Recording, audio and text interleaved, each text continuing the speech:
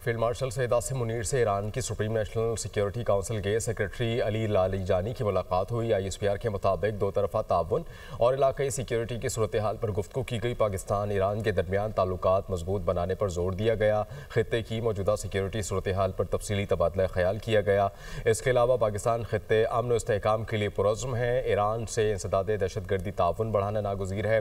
Ali Larijani ने कहा, पाकिस्तान का खित्ते के अमन में किरदार इंतहाई अहम है। ईरान पाकिस्तान से ताल्लुकात मजीद मजबूत करना चाहता है। लारीजानी की मुलाकात हुई। ISPR के मुताबिक दो तरफा ताउन और इलाकाई सिक्योरिटी की सूरत हाल पर गुफ्तगू की गई। पाकिस्तान ईरान के दरमियान ताल्लुकात मजबूत बनाने पर जोर दिया गया। खित्ते की मौजूदा सिक्योरिटी सूरत हाल पर तफसीली तबादला ख्याल किया गया।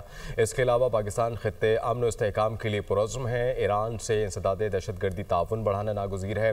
अली लारीजानी ने कहा, पाकिस्तान का खित्ते के अमन में किरदार इंतहाई अहम है। ईरान पाकिस्तान से ताल्लुकात मजीद मजबूत करना चाहता है।